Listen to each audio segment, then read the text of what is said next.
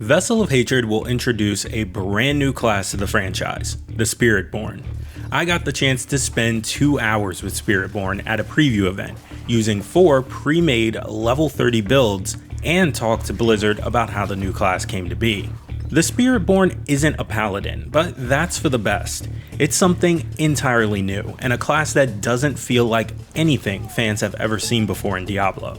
That being said, it does provide some of the same power fantasy those who had hoped for a holy warrior might find appealing, as the Spiritborn channels the power of the gods themselves to rip their foes apart. Spiritborns are deeply tied to the new region being introduced in Vessel of Hatred, the dense jungles of Nahantu, that players may remember from Diablo 2. During Diablo 4's development, Blizzard knew where the story would take Neyrelle and the Soul Stone of Mephisto. Rather than shoehorn in a class that had little to do with the new part of Sanctuary, Blizzard instead opted to create a new one that would have a deep connection to Nahantu and establish a strong sense of cohesion with the expansion as a whole.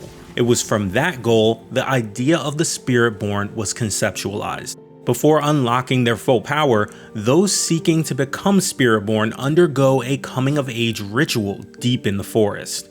One that the vast majority of participants don't survive. Those who come out the other side undergo a metamorphosis in the spirit realm after communing with powerful spirit guardians, massive ghost-like animals that are the embodiment of the laws of Nahantu's unforgiving jungles. Ever since the events of Diablo 2, the Spiritborn have been lying in wait, anticipating the return of evil to Nahantu. The arrival of Mephisto's Soul Stone to the region sees them pushed into battle against the forces of Hell once more. The Spiritborn channel the power of spirit guardians, but they are formidable martial warriors as well, wielding glaives, pole arms, and quarterstaffs to attack enemies with a rapid flurry of blows. Their fighting style is inspired by different real-world martial art styles, bringing a dash of Diablo 3's monk to the class. Meanwhile, their look takes inspiration from a number of pre-Columbian civilizations like the Aztec and the Mayans. Eleni Riviera Colon, associate narrative designer on Diablo 4, said Blizzard made sure not to copy-paste any existing culture. Instead, Blizzard imagined what such a culture might look like in the dark world of Sanctuary. Spiritborn don't wear armor in the traditional sense, as their clothing is not meant to protect them so much as to help honor and channel the spirit guardians, while also enabling the acrobatic and rapid movements seen in the class's gameplay. It's hard to overstate how big an impact the spirit guardians have on the Spiritborn's gameplay. Each Spiritborn skill is associated with one of the 4 guardians, and players can choose to focus on skills of one particular type or mix and match for a playstyle all their own.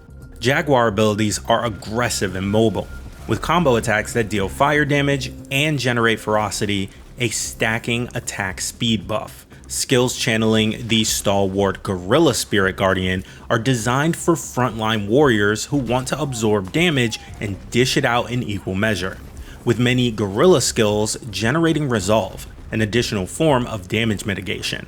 Eagle Spirit Guardian skills revolve around precision, movement, and lightning damage while also generating Focus, a buff improving evasion and increasing movement skill. Last but most terrifying is the Centipede Spirit Guardian, an embodiment of decay and rebirth in the jungle, and those skills deal poison damage to enemies and restrict their movements.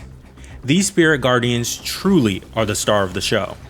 Basic abilities and core abilities give players just a glimpse of each Spirit Guardian's power, as their essence is channeled through the Spiritborn's weapon.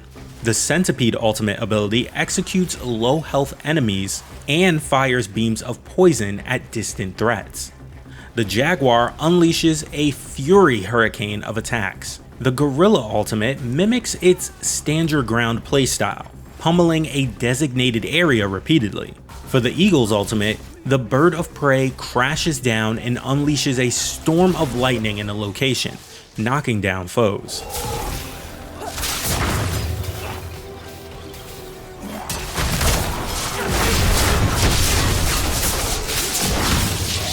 Need more help, need more vigor. In my 2 hours with the expansion, I played a number of different builds, fighting my way through Nahantu's new strongholds and dungeons. Some builds featured skills that focused on one Spirit Guardian only. Others featured a combination of skills from 2 or 3 Spirit Guardians, shoring up the weaknesses of one Spirit Guardian with the strengths of another. Even for those who go all in on one Spirit Guardian, the Spiritborn's unique class mechanic, the Spirit Hall, allows players to access some of the strengths and unique features of other Spirit Guardians without necessarily having the abilities native to those Guardians on their action bar. Players can pledge devotion to 2 Spirit Guardians in the Spirit Hall, the first at level 15 upon completing the Spiritborn's class quest, and another at level 30. Diablo 4 class designer Bjorn Mikkelsen said the team wants to give players the tools to make whatever build they want to make, whether it's sticking largely to one Spirit Guardian or branching out into multiple. Mikkelsen said from the start, something we were interested in was really exploring what it would look like for a class that kind of has the ability to mix and match. Combat can feel wildly different depending on which Spirit Guardian's abilities players opt to use.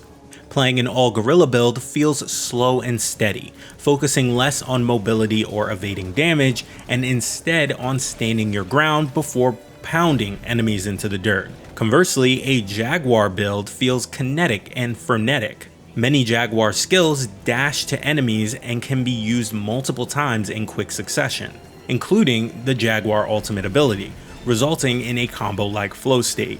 Eagle builds are more ranged focused and extremely mobile, but require careful positioning and ability usage. Centipede debuffs enemies with slow and poison, offering a more passive playstyle as enemies die all around you, in turn creating more death and decay. Of the 4, I found myself drawn most to Jaguar, largely due to its quick-paced gameplay and the ability to chain attacks together. Especially fun was that, thanks to a skill point, there was a decent chance of the Jaguar ultimate ability's cooldown being instantly reset whenever I killed an enemy while it was active. That allowed me to continue summoning the Spirit Guardian repeatedly for a limited number of times, after which all surrounding enemies had been reduced to ash. While I didn't have time to dive into the deep end and meticulously theory craft my own unique build featuring skills from multiple Spirit Guardians, I can already see the potential.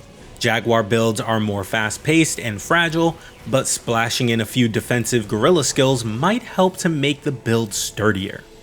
Meanwhile, combining the evasiveness of Eagle skills with the debilitating effects of the Centipede skills could result in a build that would allow players to run circles around their slowed and poisoned enemies, all the while picking them off at range. There are tons of possibilities, but players can certainly stick to one particular playstyle and find success doing so.